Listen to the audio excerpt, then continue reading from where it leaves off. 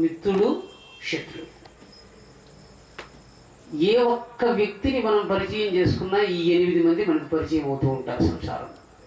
ఒక్కడిని పరిచయం చేసుకుంటే ఆ స్థానంలో 8 మంది వస్తున్నారు. ఈ రకంగా మనం సంసారంలో ఒక్కొక్కడితో సంబంధం ఏర్పరచుకుంటూ, భార్య తమ్ముడు, అదే రకంగా భర్త తమ్ముడు, ఈ రకంగా మనకు సంసారం జటిలమైపోతూ ఉంది. కానీ సంసారంలో కల్పించుకుంటున్నటువంటి ప్రతి సంబంధాన్ని మనం ఆనందం కోసమే వేదం కల్పించినట్లుగా వేదం చెప్తుంది.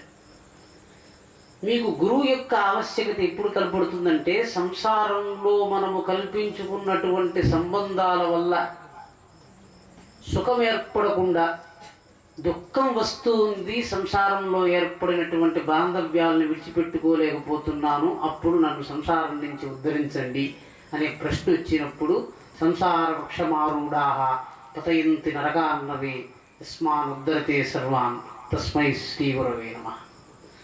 విద్యా సంబంధాలే. ఎవరికి వాస్తవంగా ఏ ఇద్దరి మధ్యలో కూడా లోకంలో సంబంధాలు లేవు.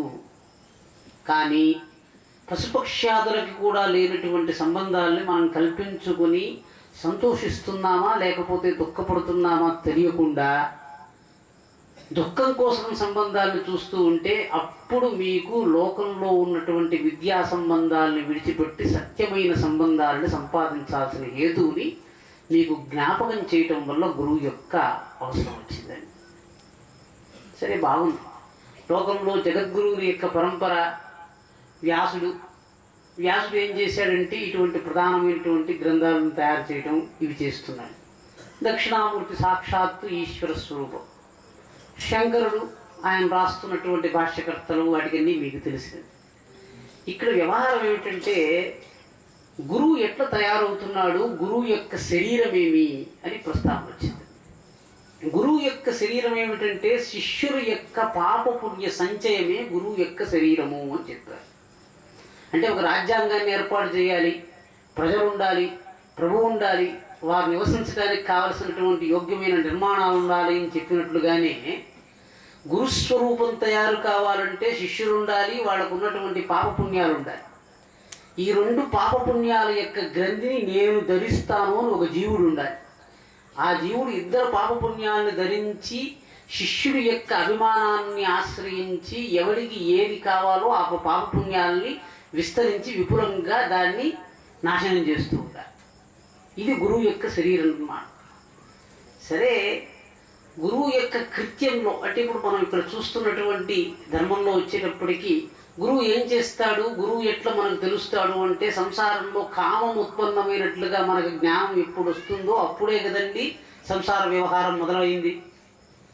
అంటే నాకు కామం ఉత్పన్నమైంది, నేను వివాహం చేసుకోవాలి లేకపోతే గృహ నిర్మాణం చేయాలని హేతువు కలిగినట్లే మనకు గురువు యొక్క అవసరం కలగటానికి మొట్టమొదటి హేతు ఏమిటంటే, సంసారంలో నాకు జ్ఞానం యొక్క ఆవశ్యకత ఉంది, ఇది తెలియటం లేదు, దీన్ని తెలుసుకోవాలి, ఈ ధర్మాన్ని తెలియపరిచేవాడు లోకంలో ఒకడున్నాడు. గుకారాంధకారస్య రుకారస్థ నిరోధక అంధకార నిరోధత్వాత్ గురురిత్యవదీయతే. అంటే నాకు తెలియనిది ఒకటి ఉన్నది, దాన్ని తెలియపరిచేవాడు ఒకడున్నాడు. ఈ 2 జ్ఞానాలు వచ్చినప్పుడు తెలియని దాన్ని తెలుసుకున్నవాడు శిష్యుడు అవుతున్నాడు, తెలియని దాన్ని తెలియపరిచేటువంటి వాడు గురువు అవుతున్నాడు. ఈ గ్రంథి ఏర్పడింది.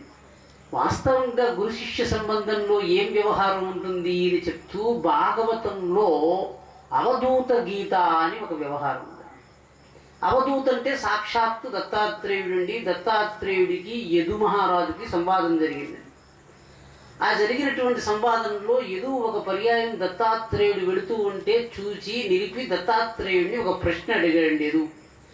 ఏమిటంటే, మహాపురుష, మిమ్మల్ని చూస్తూ ఉంటే మీకు సంసారంలో ఉన్నటువంటి భయము, ద్వేషము ఇటువంటి వ్యవహారం పడుతున్నట్టుగా లేదు, నిర్భయంగా సంచరిస్తున్నారు, దేన్ని పట్టించుకోవటం లేదు, ఎట్లా జరుగుతూ ఉంది? అప్పుడు దత్తాత్రేయుడు ఆ యొక్క యదు మహారాజుకు చెప్పినటువంటి వ్యవహారమే అవధూత గీత. ఈ అవధూత గీతలో దత్తాత్రేయుడు యదువుకి తనకు 24 మంది గురువులు ఉన్నట్టుగా ప్రతిపాదించాడు.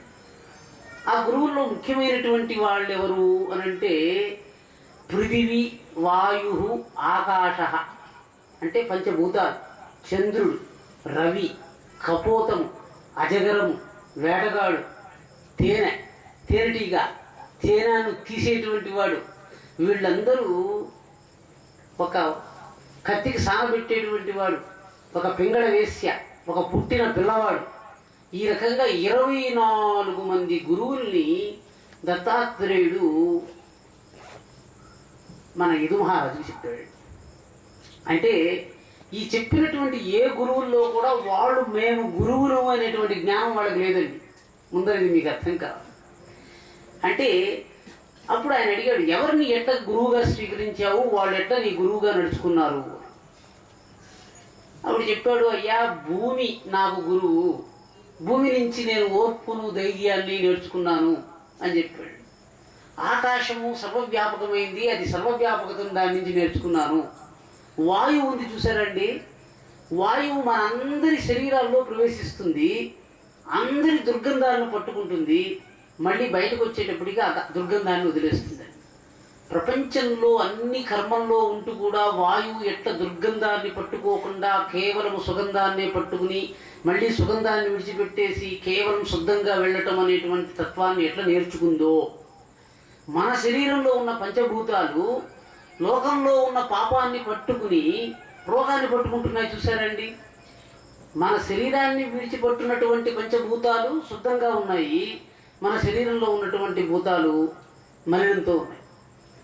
అంటే పరమాత్ముడు నివసిస్తున్నటువంటి ఈ శరీరంలో ఉన్నటువంటి భూతాలు పాపాన్ని పట్టుకోవటం ఏమిటి, బాహ్యంగా ఉన్నటువంటి పంచభూతాలు శుద్ధంగా ఉండటం ఏమిటి అంటే, బాహ్యంగా ఉన్నటువంటి పంచభూతాలు ఎప్పటికీ మలినాన్ని పట్టుకోకుండా ఎట్లా ఉన్నాయి అని దత్తాత్రేయుడు పంచభూతములను గమనించి తన శరీరంలో ఉన్నటువంటి భూతములు మలినాన్ని పట్టుకోకుండా ఉండేటువంటి విద్యను పంచభూతాల నుంచి నేర్చుకున్నాడు. వాటిని ఎట్లా గమనించాడు? ఎవరో నిందిస్తే లోకంలో మనం శరీరంలో కష్టాన్ని పట్టుకోవటము, పింగళ వేసి ఏం చేస్తుంది, ఆశతో కూర్చుని దుర్వృత్తి చేత విటుని కోసం కాచుకుని ఉంటుందండి. రాత్రి వరకు కాచుకున్నా పింగళ స్త్రీకి సుఖం దొరకపోయేపేటికి ఆశను ఎట్లా వదిలిపెట్టేసేయాలి అని పింగళ స్త్రీ దగ్గర తెలుసుకున్నాడు. ఒక పావురం ఉంటుందండి, ఆ పావురానికి తన సంసారం మీద చాలా ప్రీతి. అటువంటి పావురము తనకున్న సంసారాన్ని చూసుకుంటూ ఉంటే ఒకరోజు ఒక పావురం ఎక్కడో వేటగాడు పన్న వల్ల తగులుకునిపోతే ఆ పావురాన్ని కాపాడటానికి ఇంకొక పావురం వెళ్ళి దాంతో తగులుకున్నదట. అప్పుడు ఈ రకంగా పిల్ల పావురము, తల్లి పావురము, తండ్రి పావురము అంతా వేటగాడికి తగులుకుని పోయినప్పుడు అప్పుడు చెప్పాడు, మనకున్నటువంటి బాంధవ్యము ఇంకొకరిని రక్షించేటట్టుగా ఉండాలి కానీ మనం తగులుకోనట్టుగా ఉండకూడదని కపోతం దగ్గర నేర్చుకున్నాడట. మీకు సంసారం ఉండవలసిందే, మీకు ఉంటున్నటువంటి సంసారం ఎట్లుండాలి? అయ్యో నా పిల్ల తగులుకుంది అని పోయి మనం తగులుకునేటట్టుగా ఉండే సంసారంగా ఉండకూడదు. మనం వెళ్ళి ఆ పావురాన్ని ఇంకొక పావురం రక్షించేటట్టు ఉండాలి కానీ మనం తగులుకోనట్టుగా ఉండకూడదు కదా. అంటే అజగరం అని ఒక కొండ చిలువ గురించి చెప్పాడండి. కొండ చిలువ తన దగ్గరికి వచ్చిన ఆహారాన్ని తీసుకుని దానితో తృప్తి చెంది ప్రశాంతంగా ఉంటుందట. అంటే ఇవన్నీ ఎందుకు? మన శరీరంలో ఉన్నటువంటి పంచభూత పదార్థాలు ఒకరి శరీరంలో పాపంగా ఉన్నాయి.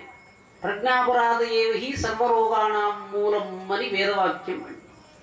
అంటే మనం దేన్నో వింటే మనకు దాహం వస్తూ ఉంది, దేన్నో ఉంటే భయం వస్తూ ఉంది, దేన్నో వింటే ద్వేషం వస్తూ ఉంది. ఇప్పుడు వీటన్నింటినీ మనం పట్టుకుని పరమాత్మను నర్చించాము, గురువుని పూజించాము, ఇవన్నీ చేసి మనం లోకంలో సాధించవలసింది ఏమనుకుంటున్నామండి? ధర్మము అన్నాడు. ధర్మం అంటే ఏంటండి? చాలామంది పెద్దవాళ్ళు ఉన్నారు, మీరు యోచించండి, ఇది ధర్మము అని మీరు దేని చెప్తారు? ధర్మం వల్ల నాకు ప్రయోజనం ఏమి, సత్యం వల్ల నాకు ప్రయోజనం ఏమి, ఏది ధర్మం అండి? అప్పుడు శాస్త్రంలో నిర్వచించారండి, ధర్మం అంటే యద్ధృతం తద్ధర్మం అన్నాడు. ఏదైతే నేను పట్టుకున్నానో అది ధర్మం, ఏదైతే నన్ను పట్టుకుందో అది ధర్మం, ఏదైతే నేను విడిచిపెట్టనో అది ధర్మం. 3 ధర్మాలు. ప్రపంచంలో ఉన్న ఈ 3 ధర్మాల యొక్క జ్ఞానం మనకు ఎప్పుడు వస్తుందో, ధర్మజ్ఞానం వల్ల మనకు వచ్చేటువంటి శక్తి ఏంటంటే, ఈ శరీరాన్ని విడిచిపెట్టిన తర్వాత కూడా నేను నిన్న చేసినటువంటి కర్మని ఇంకొక జన్మలో చేస్తే ఈ శరీరంతో పట్టుకున్న ధర్మము ఇంకొక శరీరానికి వెళ్ళినట్టు నాకు అనుభవంకి వస్తుందండి. మీకు మామూలుగా దృష్టాంతం ధర్మగ్లాని ఎప్పుడు కలుగుతుంది అని ఒక విషయాన్ని చెప్పి విడిచిపెడతాను. ధర్మానికి గ్లాని 3 స్థితుల్లో వస్తుందండి. స్నేహం వల్ల, రాగం వల్ల, ద్వేషం వల్ల. మనము భయం కూడా ఒక హేతు అండి. భయం వల్ల ధర్మం ఎప్పుడు చెడిపోతుంది అంటే, ఈ శరీరంలో అత్యంత ప్రీతిగా మీరు పట్టుకున్న వస్తువు ఏదండి ఈ లోకంలో? శరీరాన్ని పట్టుకుంటున్నారండి. మీకు మరణం వచ్చిందనుకోండి, మీరు శరీరాన్ని విడిచిపెట్టి వెళ్ళిపోతున్నారు కదా. భయం కలిగినప్పుడు మీరు దేన్ని మీతో పెట్టుకోలేరో అది మీకు ధర్మంగా పనికిరాదు అని చెప్పాడు. అది మీ ధర్మం కాదు. భగవద్గీతలో కృష్ణుడు స్వధర్మే నిధనం శ్రేయ పరధర్మో భయావహ అని ఒక మాట చెప్పాడు. ఇంకొక చోట సర్వధర్మాన్ పరిత్యజ్య మామేకం శరణం వ్రజ అహం త్వా సర్వపాపేభ్యో మోక్షయిష్యామి మా శుచః అని చెప్పాడు. అంటే అన్ని ధర్మాల్ని విడిచిపెట్టేయమని ఒక చోట చెప్తున్నాడు. నువ్వు స్వధర్మాన్నే పట్టుకో, స్వధర్మంలో చచ్చిపో అంటున్నాడు. ఇప్పుడు మన ధర్మం ఏమిటి అని మీరేమన్నా గమనించారా? ఇప్పుడు మన వయసు ఎవరు 30-40 సంవత్సరాల కన్నా చిన్నవాళ్ళు ఎవరు లేరు ఇక్కడ. 40 సంవత్సరాల్లో మనము విడిచిపెట్టకుండా పట్టుకున్న అత్యంత ప్రధానమైన వస్తువు మన దగ్గర ఏదైనా ఉందా అని అడిగాడు. 40 సంవత్సరాల్లో నేను ఇది వదిలిపెట్టలేదు, దీన్ని ఎట్లే పట్టుకుని ఉన్నాను అంటే, ఇప్పుడు మీకు ఒక ఎక్కడో సామాన్య పెట్టకథలో కథ చెప్పాడంటే, ఆవు దూడటండి. సరే, ఎవడో ఒకడు వెళ్ళి దూడను కొట్టడానికి వెళితే తల్లి వెళ్ళి ఆ దూడను కొట్టడానికి వెళ్ళేవాడిని కుమ్ముతూ ఉందట. సరే, ఒకడు వెంటనే ఆవుని కర్ర తీసుకుని కొడితే దూడను విడిచిపెట్టేసి ఆవు పరిగెట్టిందట. అప్పుడు చెప్పిందండి శాస్త్రము, భయము కలిగినప్పుడు మీరు ఏది విడిచిపెట్టేస్తున్నారో అది ధర్మంగా ఉండటానికి మీకు పనికిరాదు. మీకు ధర్మజ్ఞానం ఎప్పుడు వచ్చిందండి? భయం వచ్చింది. భయం వచ్చినప్పుడు నేను దేన్ని విడిచిపెట్టడం లేదో అదే నాకు జన్మాంతరాల్లో వస్తుంది. మనందరికీ భయంతో ఏది వస్తుందండి? మరణం వస్తుందండి. ఎప్పుడు మరణం వచ్చినప్పుడు భయం వస్తూ ఉంటుంది. ఎప్పుడు మరణం వచ్చిందో అప్పుడు భయం వచ్చింది. ఎప్పుడు భయం వచ్చిందో అంతవరకు మనం చదివినటువంటి విద్యను, స్నేహితుల్ని, బంధువుని, సంసారాన్ని, ద్రవ్యాన్ని, ప్రపంచాన్ని వదిలిపెట్టి మనం వెళ్ళిపోతున్నాం. అంటే భయంతో మీరు దేన్ని పట్టుకోలేకపోతున్నారో దాన్ని సంసారంలో నుంచి మీరు పరలోకానికి తీసుకు వెళ్ళలేరు. ఇప్పుడు చెప్పాడండి, మీరు స్నేహంతో ఒక ధర్మాన్ని పట్టుకున్నారు. స్నేహం అంటే జిడ్డు అండి. ఏదైతే స్నేహంతో పట్టుకున్నారో దాన్ని స్నేహ కారణం వల్ల విడిచిపెట్టేస్తున్నారనుకోండి, అది మీకు ధర్మంగా ఉండనవుతుంది. ఇప్పుడు లోకంలో ధర్మాన్ని ఎవడైతే భయంతో కూడా అందుకే వేదంలో ఒక మాట ఉందండి, శ్రద్ధయాదేయం శ్రియాధేయం ధియాధేయం. ఇప్పుడు ధర్మం గురించి చెప్తున్నాను. మీరు సంపాదించినటువంటి ద్రవ్యము, మీరు సంపాదించిన బంధువులు, మీరు సంపాదించినటువంటి జ్ఞానము, ఇవి 3 మీరు ఇంకొక జన్మకి లేదా ఈ జన్మలోనే ఒక స్థితి నుంచి ఇంకొక స్థితికి. ఒక పేదవాడు ధనవంతుడు అవుతూనే వాడు తన పూర్వ స్నేహితుని విడిచిపెట్టేస్తున్నాడు. అంటే ఒక చిన్న ఎవరో నన్ను ఒక ఐఏఎస్ ఆఫీసర్ ఒక ఆయన కలిశారు, ఆయన శత్రువులు ఒక ఆయన కలిశారు. ఆయన అన్నారండి, స్వామి నాకు ఒక ఐఏఎస్ ఆఫీసర్ తెలుసు, ఆయన తిరుపతి వాడే, ఆర్ట్స్ కాలేజీలో చదువుకున్నాడు. ఆయన ఐఏఎస్ ఆఫీసర్ అవుతూనే అందరూ ఆయనకు ప్రతిరోజు ఫోన్లు చేసి ఎట్లున్నావురా అని విచారిస్తున్నారట. అప్పుడు ఆయన కోపం వచ్చి ఒకరోజు అందరూ స్నేహితుల్ని భోజనానికి పిలిచాడు. భోజనానికి పిలిచి బాగా భోజనం చేయండి, ప్రశాంతంగా ఉండండి అంతా చెప్పేసి ఐఏఎస్ ఆఫీసర్ అన్నాడట, అయ్యా నేను ఉన్నటువంటి స్థానంలో మీ అందరితో సంబంధం పెట్టుకుంటే నాకు కష్టంగా ఉంది, ఇది ఆఖరి విందు మీకు ఇస్తున్నాను, ఇక మీదట మీరెవ్వరూ దయచేసి నన్ను ఫోన్లు చేసి డిస్టర్బ్ చేయబాకండి, నేను పైకి వెళ్ళేవాడిని, నన్ను కిందకి రాగబాకండి, మీకు నేనేమీ చేయలేను, ఇదే నా ఆఖరి విందు మీకు అని చెప్పి వెళ్ళిపోయాడు. వాళ్ళ స్నేహితులందరికీ చాలా కోపం వచ్చింది. అంటే అటువంటి వాడు ఉంటాడంటే ఉన్నాడు. నిజంగా జరిగినటువంటి వృత్తాంతాన్ని మీకు చెప్తున్నా. సంసారంలో కూడా మనకు స్థితి మారినప్పుడు ధర్మేచ అర్థేచ కామేచ మోక్షేచ అని చెప్తున్నాం కదండి. భార్యని మనం ఒక దశలో తీసుకువెళ్ళే. ఇంకొక దృష్టాంతం ధర్మం ఎట్లా ఉంటుంది అని మీకు చెప్పడానికి నాకు తెలిసిన వాళ్ళు ఎవరో అమెరికాకు వెళుతున్నారు. అమెరికాకి వెళుతూ ఉంటే భార్యాభర్తలు ఇద్దరు మెడికల్ టెస్ట్కి వెళ్ళారు. మెడికల్ టెస్ట్ అయిపోతూనే భార్యకు పరీక్ష చేసి హెపటైటిస్ సి ఉన్నది, అది స్లీపింగ్ స్టేట్లో ఉన్నది, కాబట్టి ఈమెను అమెరికాకు పంపడానికి మేము వీసా ఇవ్వము అని చెప్పారు. వెంటనే భర్త కోపం వచ్చింది. ఓహో, ఇంకా ఈమెను తీసుకువెళ్ళాలంటే నేను జీవితకాలంలో ఇంకా అమెరికాకు వెళ్ళలేను, నేను ఒంటరిగానే వెళ్ళాలి, లేకపోతే ఈమెను వదిలేయాలి. కాబట్టి ఇప్పుడు నేను అమెరికాకు వెళ్ళాలంటే ఈమె ప్రత్యక్షంగానే నాకు ప్రతిరోధంగా పరిణమిస్తూ ఉంది, ఈమెను తీసుకోకపోతే ఈమె నన్ను బాధ పెడుతూ ఉంటుంది అని అడిగాడు. అంటే ఏంటి అంటే, భార్యకు రోగం కలిగింది అంటేనే ఇంకొక దేశానికి నేను తీసుకువెళ్ళలేకపోతే నేను ఒక్కడినే ఎట్లా వెళ్ళే? ధర్మం అంటే ఏంటి? ఈ సంసారంలో మనతో పెట్టుకుని మనం ఇంకొక జన్మకి, ఇంకొక రోజుకి, ఇంకొక దేశానికి తీసుకువెళ్ళలేకపోతున్నామని దేన్ని చెప్తున్నామో అది అధర్మము, అది మనకు పనికిరాదు.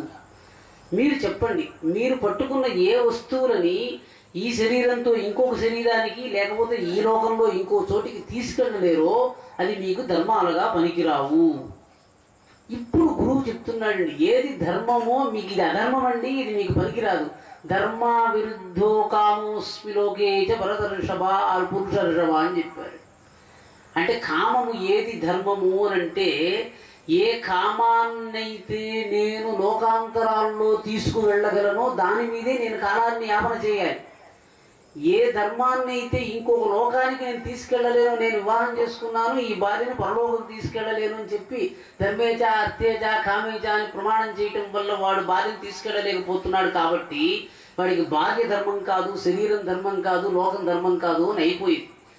ఇప్పుడు మనందరం ఈ శరీరాన్ని పట్టుకుని సంపాదిస్తున్నటువంటి దేన్ని పరలోకానికి తీసుకువెళుతున్నామో అది స్వధర్మం అండి. ఇప్పుడు మీరు యోచించండి, దేన్ని పరలోకానికి తీసుకువెళ్తున్నారు? భాగవతంలో ప్రస్తావన వచ్చింది. హిరణ్యాక్షి హిరణ్యకశిపులు, ఒక పర్యాయం హిరణ్యాక్షి హిరణ్యకశిపుల గురించి వాళ్ళకి శాపం పట్టిందండి. ఆ శాపం ఎట్లా పట్టిందంటే, వక్రం వింతయు లేక పాయిని మహావైరంబునన్ నిత్యజాతి క్రోధ స్మరణంబులన్ విరళితోద్యత్పాప సంఘాతులై చక్రచిన్న శిరస్కులై మునివచ శాపావధి ప్రాప్తులై చక్రింజేరివారులు పార్శ్వజనులై సారూప్యభావంబునన్ అన్నాడు. ఇక్కడ ఈ పద్యంలో సారాంశం ఏమిటంటే, శత్రుత్వం ఒకటి ఉంది చూసారా?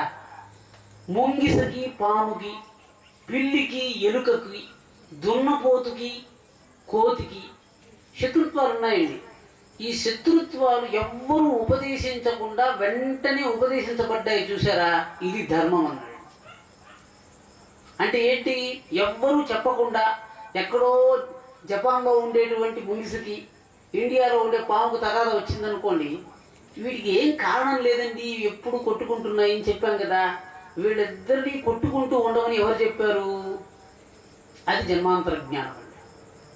ఏది జన్మాంతర జ్ఞానమో, శత్రుత్వము జన్మాంతరం కావచ్చు, స్నేహము జన్మాంతరం కావచ్చు, భయము జన్మాంతరం కావచ్చు. రెండు జన్మల మధ్య తీసుకువెళ్ళగలిగే పదార్థము ఈ మూడు తత్వాలే పరిశోధిస్తాయి. ఒకటి స్నేహము, రెండు ద్వేషము, మూడు భయము. మీ దగ్గర ఉన్నటువంటి ప్రతి తత్వాన్ని స్నేహంతో, ద్వేషంతో, భయంతో మీరు విమర్శ చేస్తూ ఉంటే, ఏదైతే మీరు స్నేహంతో తీసుకువెళ్ళగలరో అది మీరు కూడా పెట్టుకుని వెళ్ళేవాడితో వస్తుంది. ఏది భయంతో తీసుకువెళ్ళగలరో విడిచిపెట్టగలిగిన స్థితిలో కూడా విడిచిపెట్టగలిగింది మీతో వస్తుంది. శరీరాన్ని విడిచిపెట్టేసిన తర్వాత, బంధువుల్ని విడిచిపెట్టేసిన తర్వాత, ప్రపంచాన్ని విడిచిపెట్టేసిన తర్వాత మీరు దేన్ని పట్టుకెళ్తారు? ఇప్పుడు వాస్తవంగా గురువు వచ్చి మీకు ఏదో చెప్తున్నాడు, మనకు లోకంలో కష్టాలు పోగొట్టేస్తాడు, శాస్త్ర వ్యవహారం ప్రతిపాదిస్తాడు అన్నది ఒకటి.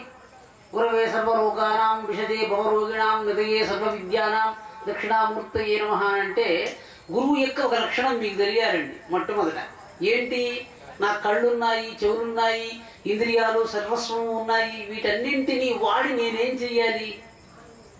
ఒక ఆయన పెద్ద కారు కొనుక్కున్నాడండి. కారు కొనుక్కుని నా దగ్గరికి వచ్చాడు. ఏం చెయ్యాలి? స్వామి, కారు కొనుక్కున్నాం కాబట్టి ఒకసారి కొండకు పోయిద్దాం అన్నాడు. ఆయన కారు తిరగాల్సిన చోట్లు ఏమీ లేవు. ఎక్కడికి పోవాలి ఆయన? కారు ఉంది కాబట్టి కొండకు పోదాము, కారు ఉంది కాబట్టి బెంగళూరుకు పోదాము అని తిరుగుతున్నాడు. అంటే ఎవడైతే అంతఃకరణాలన్నింటినీ దగ్గర పెట్టుకుని వీడితో నేనేం చేయాలి, వీడితో నేనేం చేయాలి యోచిస్తూ ఉంటే, నాకు చేయటానికి ఏమీ తట్టడం లేదండి, మీరు ఏమైనా చెయ్యాలంటే చెప్పండి అని చెప్పేటువంటి వాడికి గురువులు పనికొస్తున్నారు. నా కళ్ళతో నేనేం చూడాలి, నా చెవులతో నేనేం వినాలి, నా కాళ్ళతో నేను ఎక్కడికి వెళ్ళాలి, ఈ ప్రశ్నలు వచ్చాయి కదండి. ఈ ప్రశ్నలు వచ్చినప్పుడు నేను ఏం చూడాలో తెలియటం లేదండి, ఎవరన్నా చెప్తే బాగుండు, ఏం చెయ్యాలో తెలియటం లేదండి, ఎవరన్నా చెప్తే బాగుండు అని చెప్తున్నాం కదా. అక్కడ శాస్త్రము గురువు మనకు సహకరిస్తున్నారు. ఎందుకని? 2 జన్మల మధ్య మీరు చూసినవి తీసుకువెళ్ళాలి, 2 జన్మల మధ్య మీరు విన్న వాటిని తీసుకెళ్ళాలి. ఈరోజు నన్ను వింటున్నారు, రేపటికి మర్చిపోయేట్టుగా ఉంటే మనం కాలం వృధా అండి. జీవితం అంతా శ్రమ చేసి గీతాధ్యయనం చేసి, జీవితం అంతా శ్రమ చేసి వేదాధ్యయనం చేసి, మరణాసన్న సమయంలో భయం వల్ల గీతాధ్యయనాన్ని మర్చిపోయినటువంటి వాడికి గీతాధ్యయనం వల్ల ఏమీ ప్రయోజనం లేదని శాస్త్రం చెప్పింది. నేను సంపాదించిన జ్ఞానం అంతా నాకు శరీరాన్ని విడిచిపెట్టవలసిన సమయం వచ్చినప్పుడు నాకు అది నా స్మృతిలో ఉండాలి. నాకు స్మృతిలో ఉండాలి కదండి. స్మృతిలో లేనట్లయితే నేను సంపాదించినటువంటి జ్ఞానం, ఇన్ని రోజులు కష్టపడినటువంటి సంసారము, ఇన్ని రోజులు కష్టపడి సంపాదించినటువంటి లోకము నాతో రావలసిన సమయంలో నాతో రాకపోతే అది నన్ను కష్టపెడుతుంది కదండి.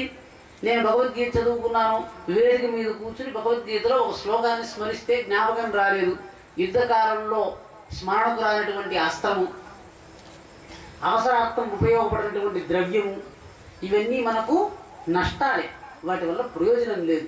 కాబట్టి కృతార్థుడైనటువంటి వాడు లోకంలో ధర్మము కాని దాన్ని స్వీకరించడు.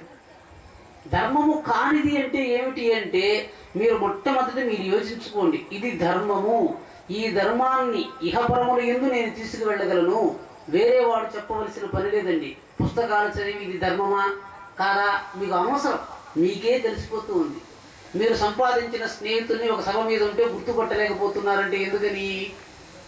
మీరు చాలా కష్టపడి ఒక స్నేహాన్ని సంపాదించారు, చాలా కష్టపడి ఒక బాంధవ్యాన్ని సంపాదించారు. ఇంకొక అధికారాన్ని పట్టుకున్నప్పుడు అది మర్చిపోతూ ఉంటాం చూడండి మనం కదా. అదే శాస్త్రం చెప్తూ ఉందండి, చాలా జాగ్రత్తగా మీరు ఇహంలో సంపాదించిన దాన్ని స్వప్నం వరకు తీసుకువెళ్ళగలిగితే, బాగా గుర్తుపెట్టుకోండి. మనం నిజంగా చాలామందికి 10వ క్లాస్ పాస్ అయిపోయి ఎంటెక్ పిహెచ్డి ఎన్ని చేసి ఉంటారండి, వాడికి నిద్రలో కల వస్తుందండి, నేను 10వ క్లాస్ ఫెయిల్ అయిపోయినాను అంటే సంసారంలో వాడు సంపాదించినటువంటి జ్ఞానము స్వప్నం వరకు వెళ్ళలేకపోతుంది. మీరు పరలోకానికి ఎక్కడికి తీసుకెళ్తారు అంటే, ఇహంలో సంపాదించిన ద్రవ్యాన్ని పరంలోకి తీసుకువెళ్ళటానికి అవసరమైనటువంటి ధర్మజ్ఞానాన్ని ఉపదేశించటం వల్ల సంసార వృక్షమారూఢాః పతంతి నరకార్ణవే యస్మాన్ ఉద్ధరతే సర్వాన్ తస్మై శ్రీ గురవే నమః. మీరు గురువుని ఎందుకు అర్చిస్తున్నారు అంటే, ఎవడైతే జన్మాంతరములయందు, ఇహాంతరములయందు, అవస్థాంతరములయందు మనం ఒక అవస్థలో సంపాదించిన దాన్ని ఇంకొక అవస్థకు తీసుకువెళ్ళేటట్టుగా ప్రతిపాదించగలిగిన యుక్తిని ప్రతిపాదిస్తాడో వాడు మీకు ఉద్ధారకుడు. లేకపోతే ఇహంలో చేసిన శ్రమంతా ఇహంలోనే వృధా అయిపోతుంది అంటే, ఇహంలో నేను చేసిన యజ్ఞయాగాది క్రతువుల వల్ల అంటే అనిత్యై ద్రవ్యై ప్రాప్తవానస్మృత్యం అంటే, మనము మన దగ్గర ఉన్న కట్టె పుల్లలు, మన దగ్గర ఉన్న నెయ్యి ఇవన్నీ వేసి నిప్పుల్లో పోసి నాకు శాశ్వతమైన బ్రహ్మకల్పం దొరుకుతుంది అనుకోవడం మూర్ఖత్వం కదా. నా దగ్గర ఉన్నటువంటి నెయ్యి 300-400 రూపాయలు ఉంటుందండి.